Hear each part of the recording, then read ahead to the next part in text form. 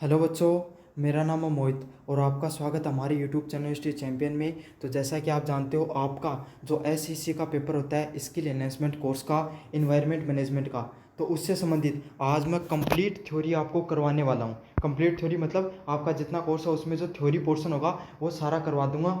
और आप में से मुझे पता है काफ़ी बच्चे इस वीडियो को थ्योरी देखते ही स्किप करने वाले हैं। बिल्कुल भी स्किप मत करना। अगर आपने इस वीडियो को देख लिया ना, आपको एमसीक्यू करने की जरूरत ही नहीं पड़ेगी। समझ में आ गया। बाकी के जो वीडियो हैं, एमसीक्यू वाले वीडियो हैं, उनका लिंक वो डिस्क्रिप्शन में डाल रहा हूँ मैं, वहाँ से जाकर इस वीडियो को देखने के बाद में वो भी देख लेना। पहले थ्योरी वाला पूरा वीडियो देख लो, पूरा एक्सप्लेन करूँगा अच्छे से हर चीज़ को। सारे के सारे पर्सन ऐसे कैसे टिक मार दोगे आप इसको करने के बाद में। तो अगर आपने अभी तक कुछ नहीं पढ़ा है तो इस वीडियो को देख लो, और उसके बाद में दो दो 3 नंबर या 1 नंबर क्लास जो मैंने करा रखी है, लिंक डिस्क्रिप्शन में दे रखा प्लेलिस्ट का, वहाँ से जाकर वो कर लेना। समझ में आ गया आपको? तो चलो शुरू करते हैं अपन। सबसे पहले तो क्या होता है, सबसे पहले इंपॉर्टेंट टॉपिक आता है, वो क्या आता है, ईएमएस का टॉपिक आता है, पर्यावरण प्रबंधन प्रणाली का आता है। इन्वायरमेंट मैनेजमेंट आपका सिस्टम से इन्वायरमेंट मैनेजमेंट सिस्टम का जो पर्सन है वो निकल कर आता है।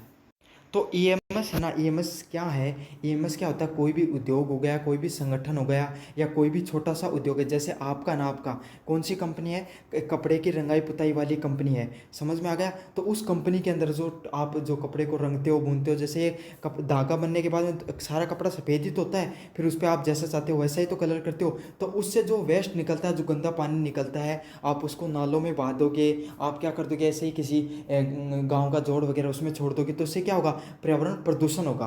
तो इन सब चीज़ों को ध्यान में रखने के लिए सरकार ने एक प्रबंधन प्रणाली लागू कर रखी है, ईएमएस, इन्वायरमेंट मैनेजमेंट सिस्टम, पर्यावरण प्रबंधन प्रणाली, जिसके तहत सरकार ने नियम व कायदे बना रखे हैं कि आप कोई भी उद्योग या धंधा करते हो उसमें पर्यावरण संरक्षण करना भी जरूरी है। आप उस जो वेस्ट निकलता है, आपका खतरनाक कचरा वगैरह निकलता है, आप उसको अच्छे से ट्रीटमेंट करो, फिर जाकर आप उसे खुले में छोड़ सकते हो।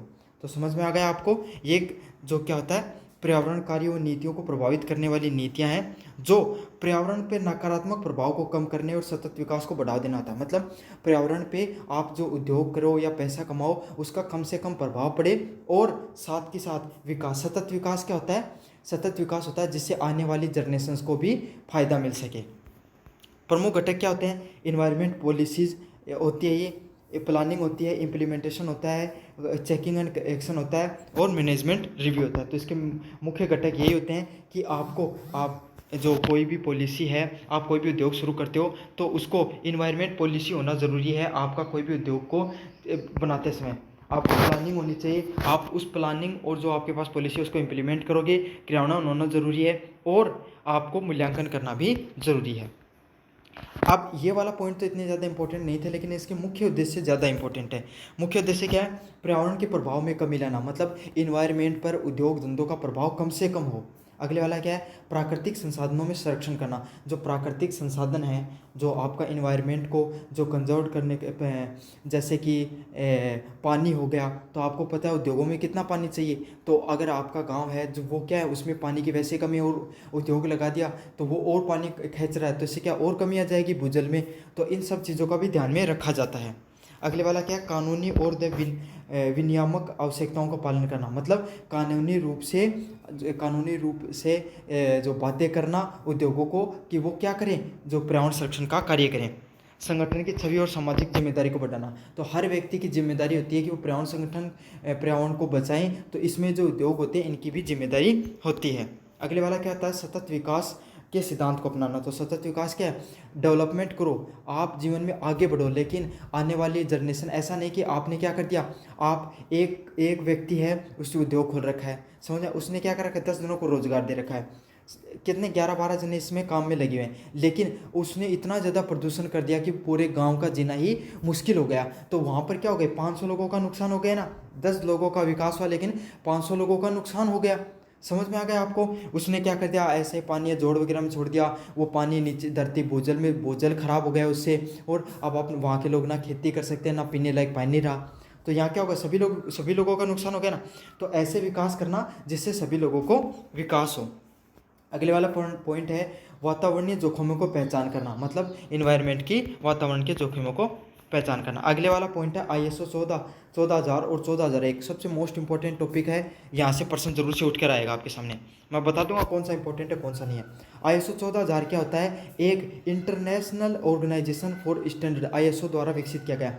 मतलब कि इंटरनेशनल, अगर कोई भी कंपनी है उसको ISO 14000 मिल रहा है, इसका अर्थ क्या होता है? इसका अर्थ होता है ये एक इंटरनेशनल स्टैंडर्ड होते हैं कोई भी कंपनी के इन्वायरमेंट, पर्यावरण प्रबंधन से संबंधित। तो आपको यही याद रखना है, कोई भी कंपनी को इंटरनेशनल स्टैंडर्ड्स पर, अंतर्राष्ट्रीय मानकों की एक श्रृंखला है जो पर्यावरण प्रबंधन पे ये देती है। आपको समझ में आ गया?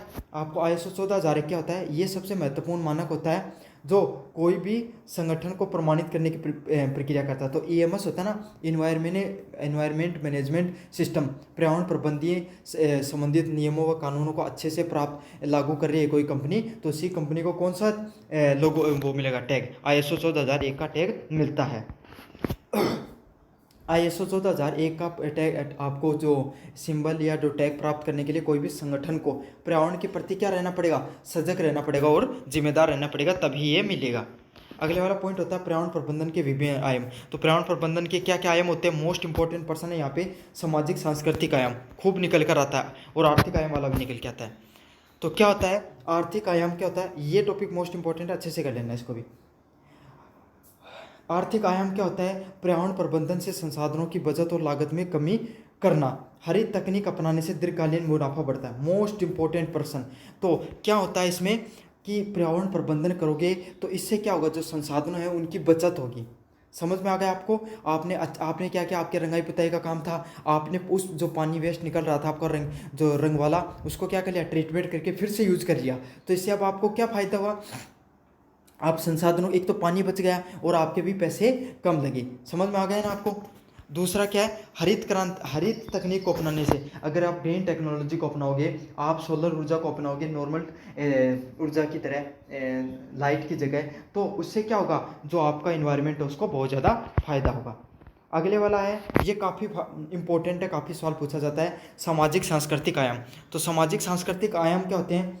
पर्यावरण के निर्णय में, मतलब पर्यावरण को बचाने में अगर पूरे समाज का सहयोग होता है, जैसे अपने क्या होता है, अपन तुलसी को और जो पीपल का पेड़ है इनको क्या मानते हैं? अपन इनको पूजते हैं, हम इनके संरक्षण पर कार्य करते हैं। तो यही होता है, अगर पूरे समुदाय है उसका भागीदारी होती है पर्यावरण को बचाने पर, तो उसी को क्या कहा जाता है? सामाजिक सांस्कृतिक आयाम के नाम से जाना जाता है। अगले वाला टेक्नोलॉजिकल आयाम। तो आप क्या कर सकते हो? जो पर्यावरण प्रदूषण से बचाने के लिए या पर्यावरण को बचाने के लिए जो नई टेक्नोलॉजी, नई तकनीक का प्रयोग कर सकते हो, और ग्रीन टेक्नोलॉजी, हरित टेक्नोलॉजी का आप उपयोग कर सकते हो। जैसे मैंने सोलर ऊर्जा वाला बताया ना, रिसाइकल प्लास्टिक वगैरह का यूज कर सकते हो, तो हरित क्रांति का उपयोग होगा। अगले वाला है नैतिक और नैतिकता आयाम का यूज करना, इथिकल एंड मोरल डायमेंशन। तो पर्यावरण संरक्षण केवल भाई ऐसा ही नहीं कि हर टाइम सरकार ही तो थारकन बैठी कौन रहेगी कि कानूनों पालन कौन करी। तो आदमी क्या कर सकता है भाई? कोई उद्योग क्या करेगा? वो अपना जितने दिन ऑडिट चल रही है इतने दिन तो बहुत अच्छे से सब कुछ करेगा, लेकिन बाद में वही पुराने वाले काम अपना ऐसे ही छोड़ देना, वेस्ट को, डिस्पोजल को। तो हर समय कानून ही कार्य नहीं करेगा, कुछ हमारी भी नैतिक जिम्मेदारी होती है कि हम क्या करें, आने वाली पीढ़ियाँ उनके लिए जीव जंतु वनस्पतियों को छोड़ दें। समझ में आ गया आपको? राजनीतिक आयाम, most important topic, most important person यहाँ से निकल कर आएगा, देख लेना। पर्यावरण नीतियों और कानूनों को निर्माण करने के लिए देखो, कोई भी कानून और राजनीति का भी बहुत महत्वपूर्ण हिस्सा होता है कि वो पर्यावरण संरक्षण पर कार्य करें। जैसे पर्यावरण संरक्षण अधिनियम हो गया, जल अधिनियम हो गया, वायु अधिनियम हो गया, ये सब क्या है? राजनीति और कानूनी आयाम होते हैं पर्यावरण प्रबंधन से संबंधित। अगले वाला पर्यावरण प्रबंधन योजना। तो पर्यावरण प्रबंधन योजना में क्या क्या शामिल होते हैं? इसमें शामिल होते हैं, ये इतना ज़्यादा इंपॉर्टेंट है भी नहीं, ये वाला टॉपिक ज़्यादा इंपॉर्टेंट है, जीवन चक्र विश्लेषण, लाइफ साइकिल एनालिसिस।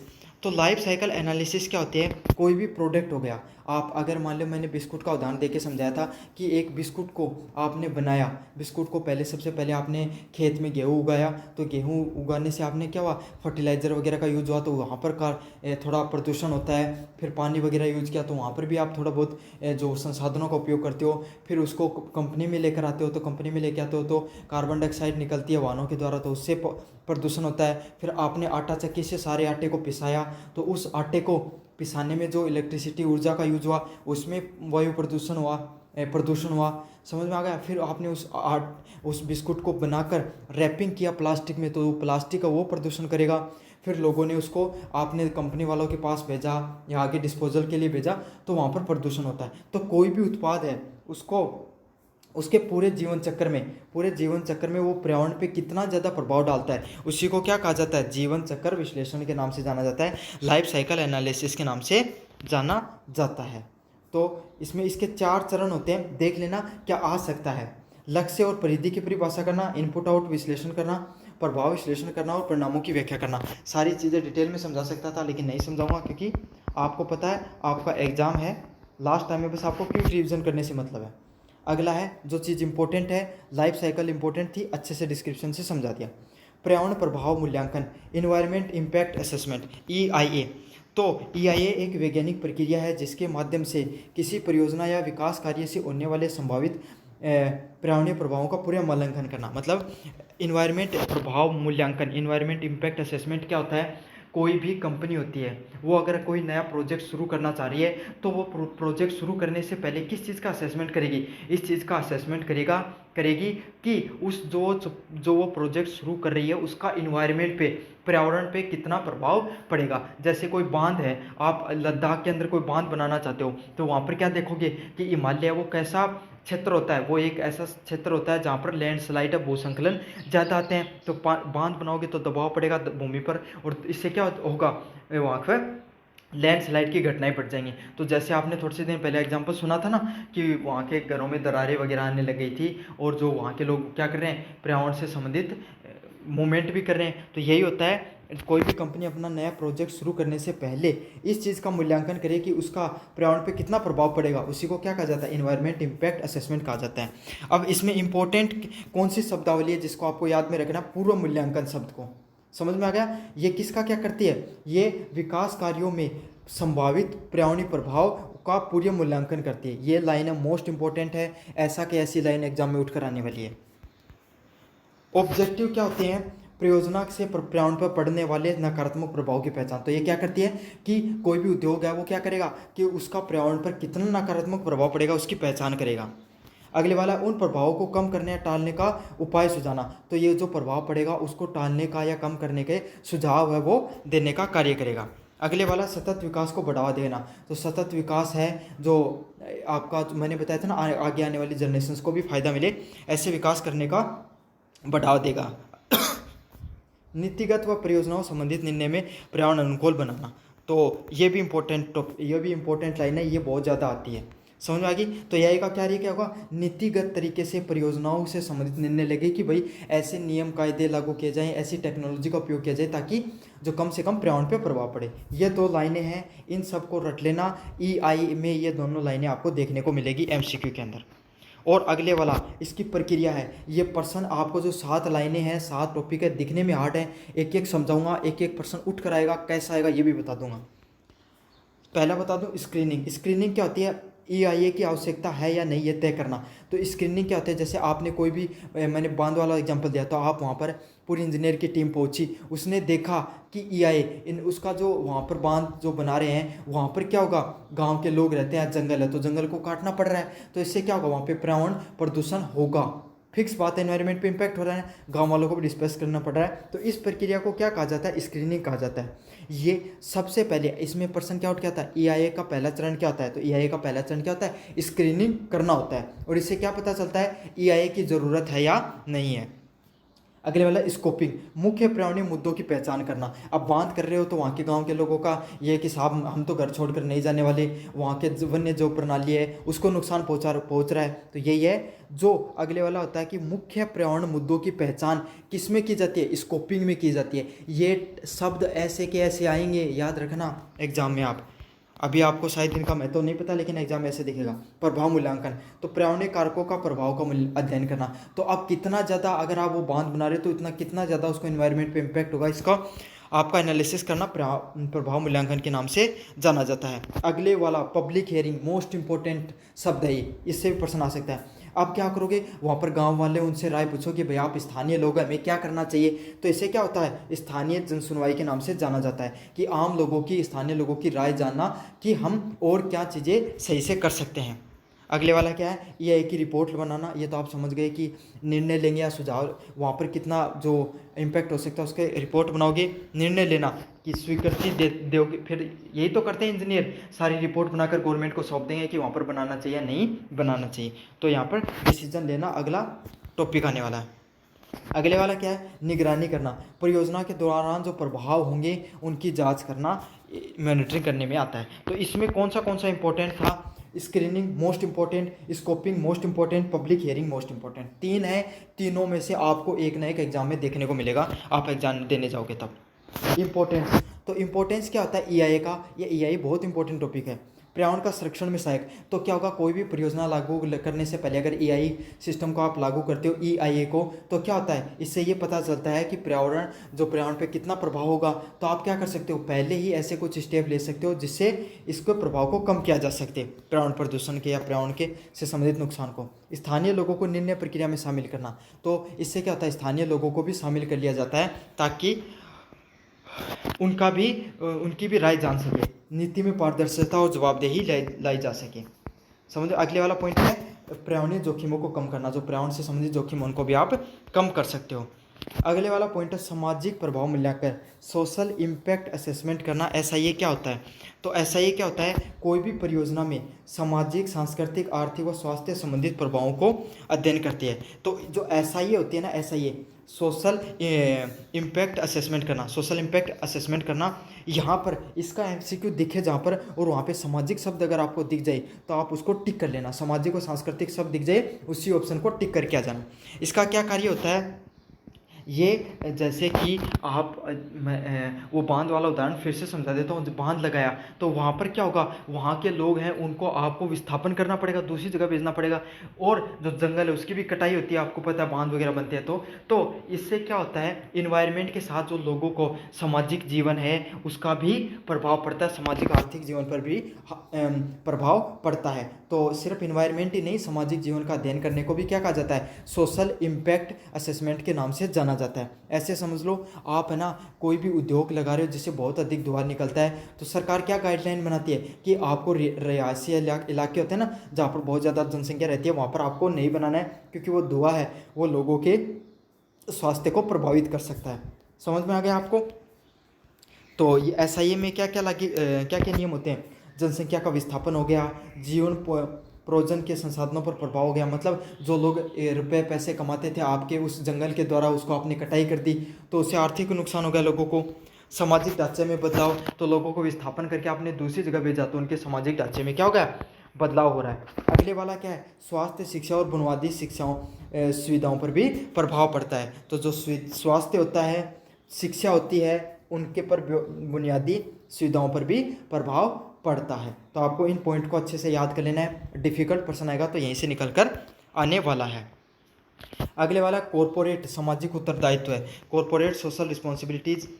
CSR क्या होती है, तो CSR वो प्रक्रिया होती है जिसके तहत कंपनियां समाज और पर्यावरण को बेहतरी के लिए कार्य करते हैं। तो ये कॉर्पोरेट सामाजिक उत्तरदायित्व क्या होता है, जो कंपनियां हैं वो पर्यावरण के साथ साथ संगठन हो गया, समाज हो गया, उसके बेहतरी के लिए भी कार्य करती हैं। तो आपने सुना होगा काफ़ी कंपनियां वो अपने फाउंडेशन चलाते हैं, तो किसके लिए, ताकि समाज का बढ़ावा कर सकें। समझ में आ गया आपको, वो कुछ पैसा है वो लोगों की भलाई के लिए भी यूज कर सकें, उसी को क्या कहा जाता है, कॉरपोरेट सोशल रिस्पॉन्सिबिलिटीज, CSR के नाम से जाना जाता है। ताकि जो कंपनियां इतना करोड़ों रुपए कमा रही हैं, कुछ पैसा जनता के लिए, गरीब जनता के लिए भी आप यूज में लो। तो इसके मुख्य कार्य क्षेत्र क्या होते हैं, मोस्ट इंपॉर्टेंट, यहाँ से प्रश्न आएगा, क्या आएगा, स्वास्थ्य, शिक्षा व स्वास्थ्य पर जो सेवाओं पर खर्च करता है वो CSR के अंतर्गत आएगा।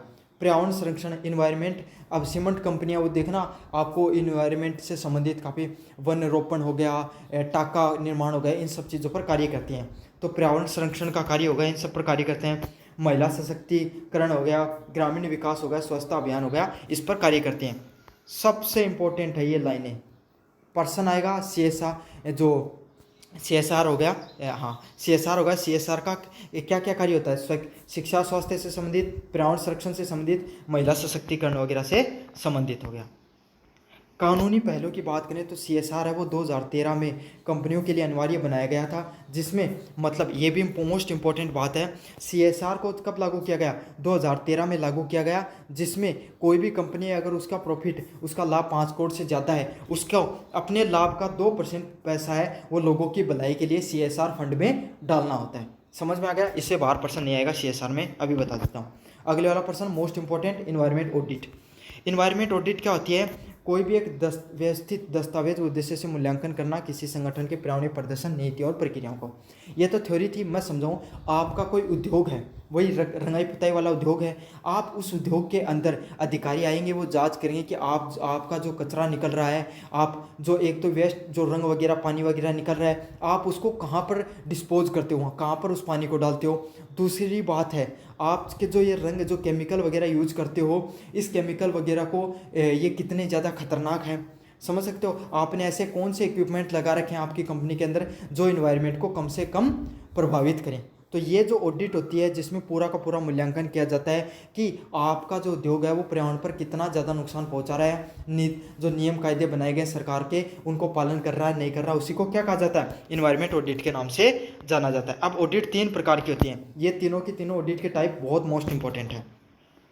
पहली ऑडिट कौन सी होगी? पहली ऑडिट होगी कॉम्प्लायंस ऑडिट, अनुपालन लेखा परीक्षण, मतलब कानून और नियमों का पालन किया जा रहा है या नहीं किया जा रहा है, वो क्या होगी, अनुपालन लेखा परीक्षा, compliance audit. Most important most important most important.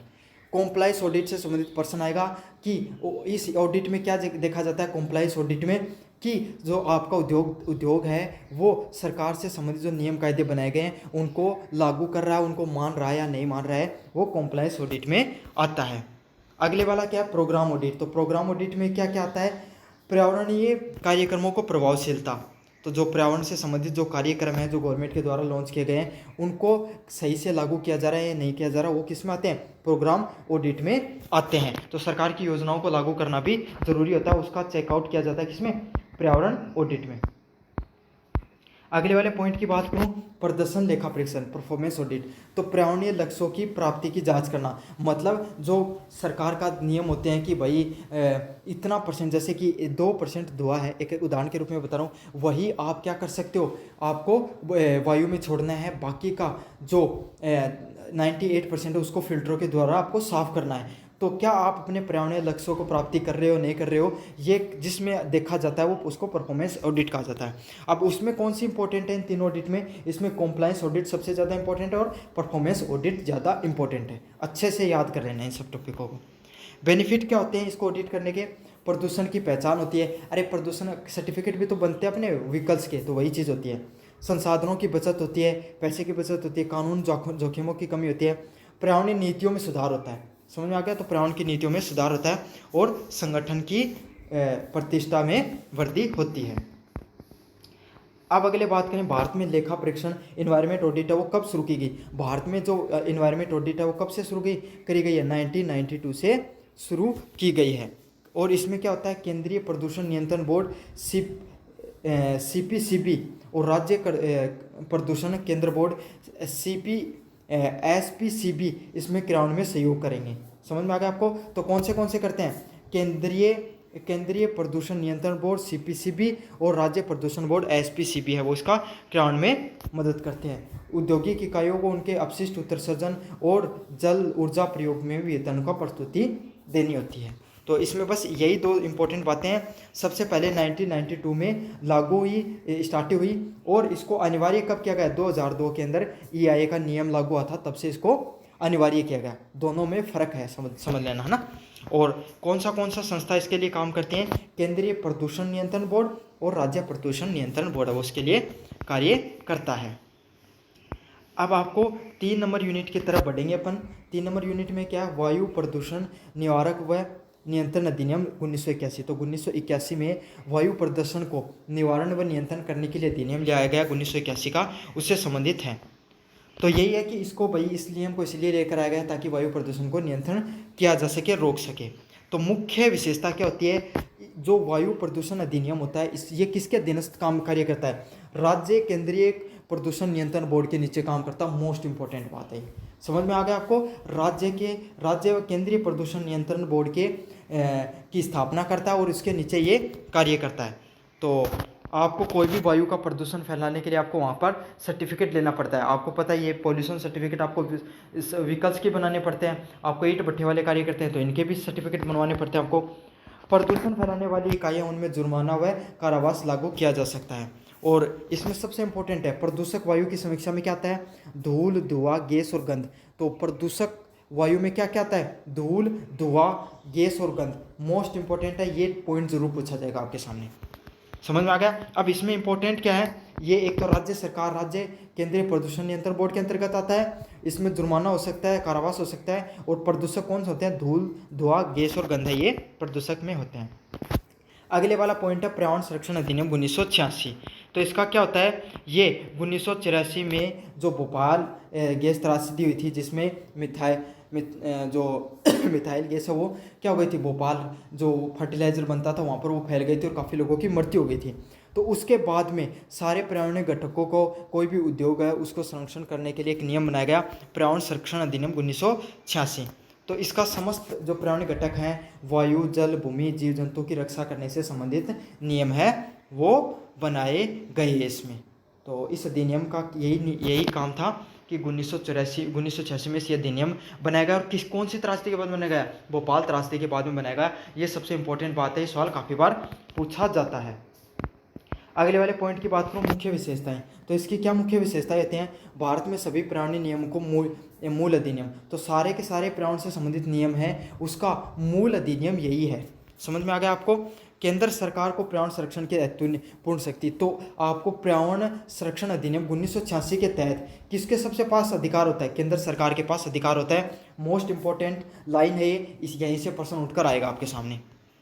खतरनाक पदार्थों का निपटारण करना, उद्योगों का स्थान, प्रदूषण मानकों का निर्धारण करना, ये शक्तियाँ होती हैं। ये भी मोस्ट इंपॉर्टेंट है।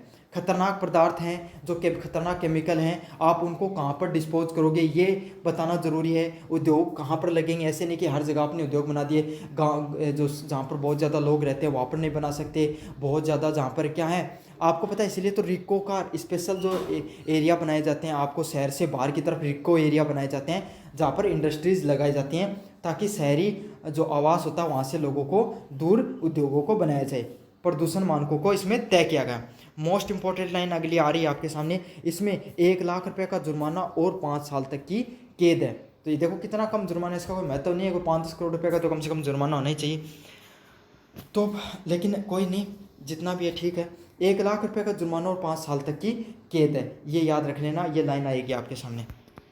अगला है खतरनाक कचरा प्रबंधन अधिनियम 1989 से संबंधित प्रश्न, hazardous waste management handling rule 1989। तो उद्देश्य क्या होता है, वैसेले खतरनाक और वैसेले कचरे का संरक्षण करना, परिवहन उपचार करना और उसको निपटाना करना और नियंत्रण करने से संबंधित है। तो जो खतरनाक कचरा होता है उसको प्रबंधन करना, उसको निपटाना और उसको नियंत्रण करने से संबंधित, जैसे कोई मरकरी होगी, शीशा हो गया, पारा हो गई, आपको पता है सीधे इंसान के संपर्क में आ जाए, या न्यूक्लियर से संबंधित, न्यूक्लियर तो समझते यूरेनियम वगैरह अगर डायरेक्ट इंसानों के संपर्क में आ जाए तो क्या हो जाएगा, इंसानों की मृत्यु भी हो सकती है। तो इस प्रकार के कचरे को निपटाने के लिए सरकार ने अधिनियम बनाया, खतरनाक कचरा प्रबंधन व संचालन अधिनियम 1989। अब इसकी मुख्य विशेषता क्या होती है, खतरनाक कचरे को परिभाषित करना। तो क्या आता है खतरनाक कचरा, जैसे बैटरी का अपशिष्ट हो गया, रासायनिक अपशिष्ट हो गया, वो खतरनाक कचरे में आते हैं। उद्योगों को पंजीकरण करना, तो ऐसे उद्योग जो इन सब चीज़ों को बनाते हैं उनका पंजीकरण करना और उनको प्रमाणित करना। अगले वाला सुरक्षित भंडारण, रिसाइकल और ट्रीटमेंट को अनिवार्यता देना। तो सुरक्षित भंडारण करना, ऐसे चीज़ों को और ऐसे केमिकल को रिसाइकल कीजिए, ट्रीटमेंट कीजिए, फिर आप इन्वायरमेंट में छोड़िए ताकि उसको कम से कम नुकसान हो। और अंतर्राष्ट्रीय दिशा निर्देश हो गए, जैसे बेसोल कन्वेंशन होगी, उसके अनुसार इसमें नियम बनाए गए। मोस्ट इंपॉर्टेंट लाइन है ये जो वेस्ट जो ट्रीटमेंट जो कंजर्वेशन है उसमें कौन सी कन्वेंशन के हिसाब से नियम बनाए गए, बासेल कन्वेंशन के आधार पर इसके नियम बनाए गए हैं। जल प्रदूषण नियंत्रण अधिनियम कब बनाया गया, 1974 में बनाया गया। तो इसका उद्देश्य क्या थे, स्रोत हो गई जैसे नदियाँ, झील हो गई, कुआं हो गए, इन सब को क्या होगा, प्रदूषण से बचाना। लोग क्या करते हैं, डायरेक्ट वेस्ट है वो इन सब में छोड़ देते हैं। तो इनको जो वेस्ट है इनका जो इनको बचाना प्रदूषण से, इनमें प्रदूषण ना फैले, इसके लिए इस अधिनियम को लागू किया गया। समझ में आ गया। लोग क्या करते हैं, सीधे नदियों में गंदा पानी छोड़ देते हैं, उद्योग अभी भी छोड़ते हैं, तो इससे क्या होता है, नदियाँ वगैरह वो गंदी हो जाती हैं।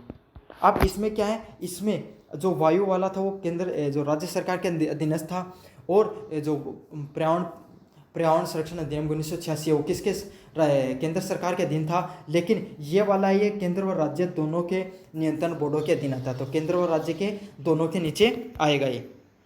इसमें क्या होगा, औद्योगिक अपशिष्ट को जल स्रोतों में डालने से पहले अनुमति लेना। तो आप जो खतरनाक कचरा है उसको जल स्रोतों में डालने से पहले क्या आपको अनुमति लेनी होगी, कि आप डाल रहे हो तो कहाँ पर डाल रहे हो, उसका कितना नुकसान होगा, इन सब चीज़ों को ध्यान में रखना।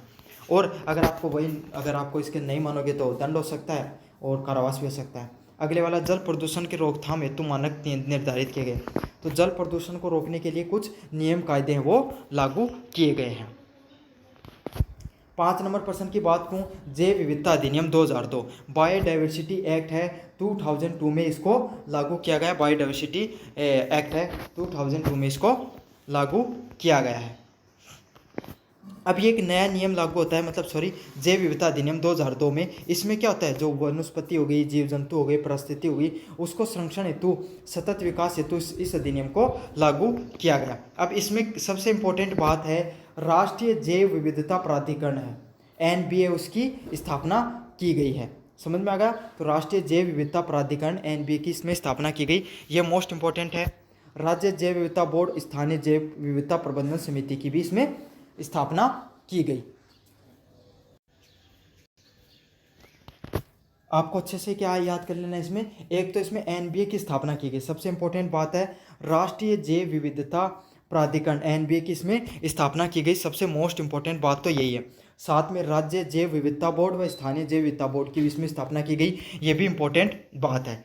समझ में आ गया। तो विदेशी जैव संसाधनों के व्यापार पर नियंत्रण करना वो इसके अंतर्गत आएगा। सारांश चार्ट की बात करूं तो यह आप सारा का सारा एक साथ देख लेना। वायु अधिनियम 1981 में लागू किया गया।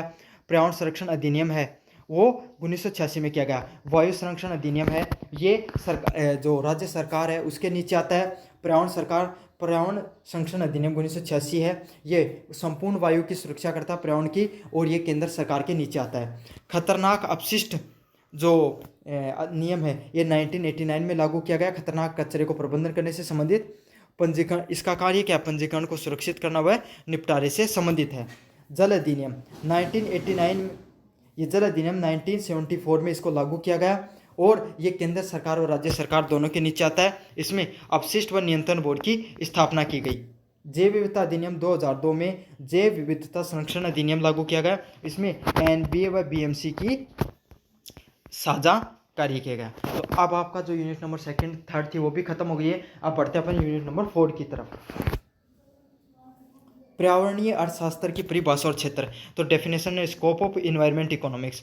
तो इन्वायरमेंट इकोनॉमिक्स क्या होती है कि पर्यावरणीय संसाधनों और पर्यावरणीय समस्याओं के आर्थिक दृष्टिकोण को अध्ययन करना, संसाधनों का दोहन, प्रदूषण और पर्यावरणीय नीतियों को सतत विकास जैसे विषयों का विश्लेषण करना। तो आपको पता है कि सरकार क्या करती है, कोई भी प्रकार का कोई उद्योग लगता है तो उस पर कितना, उससे इन्वायरमेंट पे कितना इम्पैक्ट पड़ा, उससे क्या इन्वायरमेंट, अब क्या करता है, कोई भी उद्योग लगा, उस उद्योग ने वायु में क्या छोड़ा, धुआं छोड़ा, उससे क्या होता है, आसपास के लोगों उनको बीमारियां होने लगी, तो उस बीमारियों से क्या हुआ, लोगों को भाई आर्थिक रूप से नुकसान होने लग गया।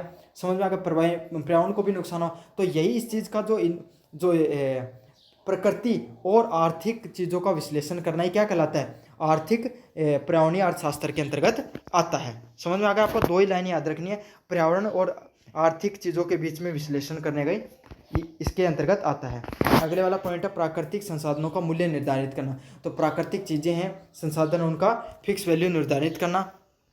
प्रदूषण नियंत्रण के लिए आर्थिक उपकरणों का उपयोग करना। इतना ज़्यादा कुछ नहीं, बस इसमें 2 चीज़ें याद कर लेना है, हरित विकास हरित टेक्नोलॉजी का उपयोग करना, और सतत विकास मॉडल को लागू करना, इसका कार्य होता है। साथ में पर्यावरण कर होते हैं ना, जो ग्रीन टैक्सेस वगैरह लेती है सरकार को, तो वो लागू करना। तो आप कभी भी कोई गाड़ी वगैरह खरीदोगे तो उस पर पर्यावरणीय टैक्स है, वो पर्यावरण कर लगता है, हमेशा ग्रीन टैक्स लगता है। अगले वाला अर्थशास्त्र और पर्यावरण का संबंध। तो इकोनॉमिक्स एंड एनवायरनमेंट का संबंध। तो पर्यावरण और जो अर्थव्यवस्था है वो आपको पता है एक दूसरे पर निर्भर करती है।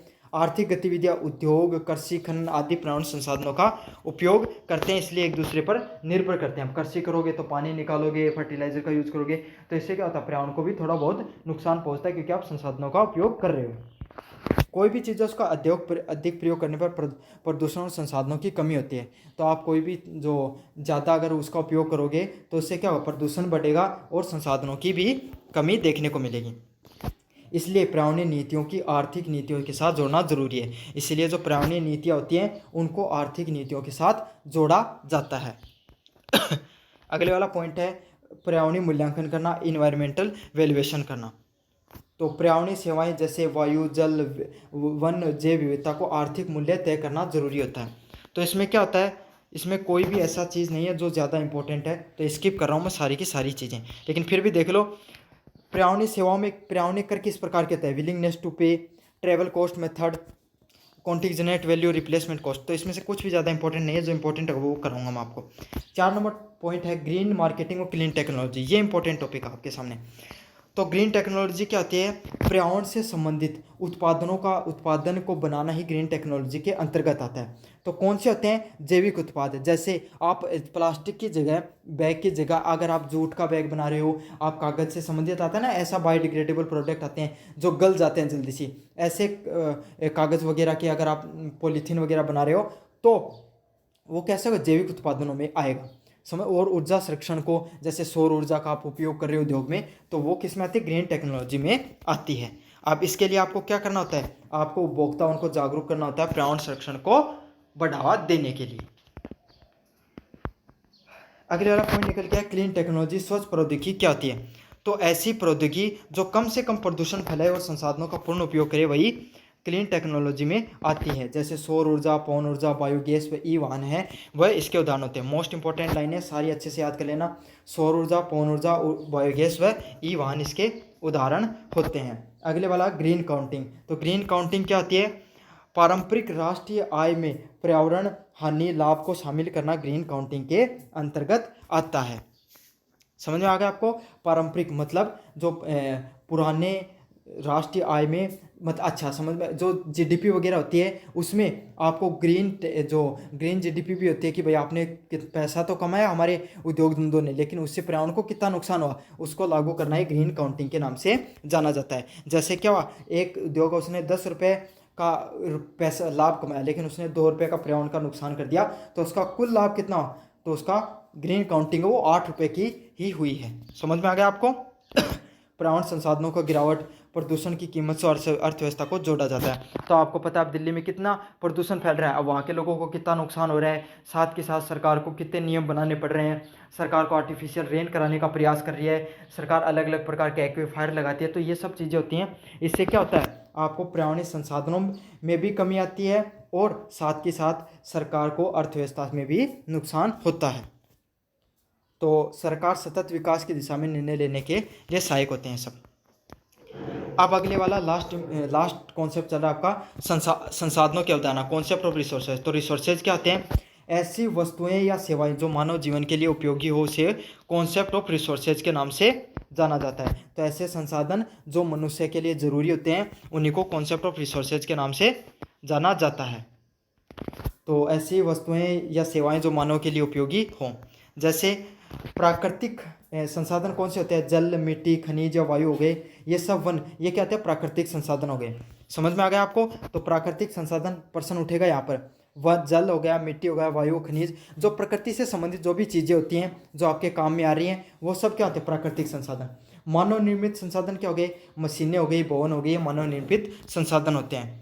और मानव संसाधन कौन से होते हैं, श्रमिक हो गई, बुद्धिमत्ता हो गई। तो इंसान अपनी मेहनत करके जो चीज़ें करता है वो मानव संसाधनों में आती है, जैसे श्रमिक व बुद्धिमत्ता। अब लास्ट चल रहा है इको लेबलिंग किसे कहते हैं, इको मार्क किसे कहते हैं। तो ये कौन सा होता है, इको लेबलिंग व इको स्कीम। तो इको लेबल ऐसे लेबल होते हैं, ऐसे उत्पाद को दिया जाता है जो पर्यावरण के अनुकूल होते हैं। तो ऐसा जैसे सोलर ऊर्जा से रिलेटेड प्रोडक्ट हो गया, ई व्हीकल हो गई, ये सब क्या होते हैं, इको लेबलिंग के तहत आएंगे। तो ये योजना कब शुरू की गई, 1991 में इस योजना को शुरू किया गया। मोस्ट इंपॉर्टेंट है, इस मार्क को एक प्रमाण पत्र कहा जाता है। तो इस मार्क को क्या कहा जाता है, एक प्रमाण पत्र के नाम से जाना जाता है। ये दिखाता है कि उत्पाद है वो निर्माण और पर्यावरणीय दृष्टि से सुरक्षित है। जैसे कि डिटर्जेंट हो गया, कागज़ हो गया, प्लास्टिक बैग हो गया, पैकेजिंग सामग्री होगी, वो सब इको लेबलिंग के तहत आएंगे। याद कर लेना, समझ में आ गया आपको। ऐसे कागज़ वगैरह हो गया या जो जो नवीनीकरण ऊर्जा का संरक्षण करे, उन सबको ई लेबलिंग के तहत आते हैं। अब लास्ट एक दो आपको टॉपिक बचे हुए हैं, जिसमें सबसे मोस्ट इंपॉर्टेंट टॉपिक निकल के आता है पर्यावरणीय कुंसनेट्स परिकल्पना, इन्वायरमेंटली कुंसनेट्स हाइपोथेसिस है, वो निकल कर आती है। तो ये क्या थी, ये एक हाइपोथेसिस बनाई गई, एक परिकल्पना बनाई गई, जिसमें ग्राफ दिया गया। उसमें क्या बताया गया, जैसे जैसे कोई देश विकसित होता है वैसे वैसे उस देश का जो प्रदूषण है उसका लेवल बढ़ता है और बाद में जाकर वो प्रदूषण का लेवल है वो घटने लग जाता है। तो ये आर्थिक और प्रदूषण के वायु प्रदूषण के बीच में इसने एक ग्राफ खींचने का कार्य किया था। जैसे जैसे देश विकसित होगा उसका जो प्रदूषण है वो बढ़ेगा, बाद में जाकर घट जाएगा। अगला, प्रारंभ में विकास से प्रदूषण बढ़ेगा फिर घट जाएगा। तो केविसी का जो ग्राफ होता है वो यू आकार का होता है, पहले बढ़ा फिर घटा। ये मोस्ट इंपॉर्टेंट है। उल्टा, अच्छा ऐसा होगा, उल्टा यू ग्राफ होगा, पहले बढ़ा और फिर जाकर घट जाएगा। तो कैसा ग्राफ बनता है, ये EKC का, इन्वायरमेंट क्विजोट का एक उल्टा ग्राफ बनता है, ऐसे वाला ग्राफ बनता है। समझ में आ गया आपको। लास्ट वाला प्रश्न है, लागत लाभ विश्लेषण, कॉस्ट बेनिफिट एनालिसिस क्या होती है। तो कोई भी परियोजना या नीति में लाभ और लागत के बीच में तुलनात्मक अध्ययन। मतलब आपने कोई बिस्कुट बनाया और बिस्कुट बनाने में आपने 10 टोटल आपको 20 रुपये मिले, तो उसमें आपके 10 रुपये लगे, आपको सारा खर्चा, आप रॉ मटेरियल हो गया, लेबर हो गया, रेंट हो गया, वेजेज हो गया, सारा मिलाकर 10 रुपये लगे और 10 रुपये आपका मुनाफा हुआ। तो इसे क्या कहा जाता है, कॉस्ट बेनिफिट एनालिसिस के नाम से जाना जाता है। हमेशा आपका लाभ ज़्यादा होना चाहिए लागत से। तो ये तो सबको पता है भाई, लाभ ज़्यादा होगा लागत से तभी तो फायदे में होगा आपको। CBA पर्यावरणीय निर्णय लेने में उपयोगी होती है, जैसे बांध की परियोजनाएं, औद्योगिक विकास हो गया। तो ये चीज़ कहाँ पर देखी जाती है, ये ज़्यादातर देखी जाती है कि बांध आपने बना तो दिया लेकिन इससे पर्यावरण को ज़्यादा नुकसान हो गया, फायदा कम हुआ, तो इससे क्या, उस परियोजना को कभी भी लागू नहीं किया जाएगा। और ये चीज़ औद्योगिक विकास में भी लागू होती है। लास्ट टॉपिक, सतत विकास, सस्टेनेबल डेवलपमेंट, ऐसा विकास जो वर्तमान पीढ़ी की आवश्यकताओं को पूर्ति करे लेकिन भविष्य की पीढ़ियों को भी ध्यान में रखे, उसको क्या कहा जाता है, सतत विकास के नाम से जाना जाता है। तो मैं इसमें काफ़ी उदाहरण देके बताता हूँ। ये जो समांतर पीढ़ीगत जो प्रणाली है उस पर कार्य करता है। जैसे कि आपके दादा को कोई, आपके दादा, पापा, आप खुद हो गया, आपके बेटा हो गया, ऐसे समझ लो। आपके दादा जिस प्रकार के वातावरण में रहते थे, जैसे उसको संसाधन मिलते थे, जैसे पानी हो गया, खनिज हो गया, वायु हो गया, वैसे क्या आपके पापा को मिली और आपके पापा को मिली, क्या वो ऐसा आपको मिली, और वैसी जो आपको मिल रही है वो क्या आपके बच्चों को वैसा एनवायरनमेंट मिलेगा या नहीं मिलेगा, उसी को क्या कहा जाता है, सतत विकास कहा जाएगा। कभी कभी क्या अपने औद्योगिक विकास में इतना विकास कर लें कि पर्यावरण ही नहीं बचे। पर्यावरण ही नहीं बचेगा तो आप क्या करोगे, एक बात बताओ, आपके साथ बहुत सारा पैसा है लेकिन बाहर स्वच्छ वायु नहीं है, पेड़ सारे काट दिए गए हैं, पानी पीने के लिए पानी स्वच्छ नहीं है, तो आप जीकर भी क्या करोगे, उस पैसे को कमा कर भी क्या करोगे। तो पर्यावरण का रहना भी बहुत ज़्यादा ज़रूरी होता है। तो इसमें क्या होता है, आर्थिक स्थिरता आती है, पर्यावरण संरक्षण होता है और सामाजिक न्याय बढ़ता है। तो सबसे ज़्यादा उद्योगों में किसको फायदा होता है, उद्योगों में सबसे ज़्यादा क्या होता है, थोड़े से लोगों को फायदा होता है और बहुत ज़्यादा लोगों को उससे नुकसान हो जाता है, आम लोगों वो इससे पिस जाते हैं। तो समझ में आ गया, सामाजिक न्याय भी से भी संबंधित होता है। तो ये पूरा का पूरा इन्वायरमेंट मैनेजमेंट का मैंने पूरी थ्योरी है वो रिवाइज करा दी है, आप अच्छे से पढ़ लेना। वीडियो कैसा लगा जरूर से, और बाकी के जो 3 वीडियो और बना रखे मैंने MCQ से संबंधित वो भी देख लेना। धन्यवाद।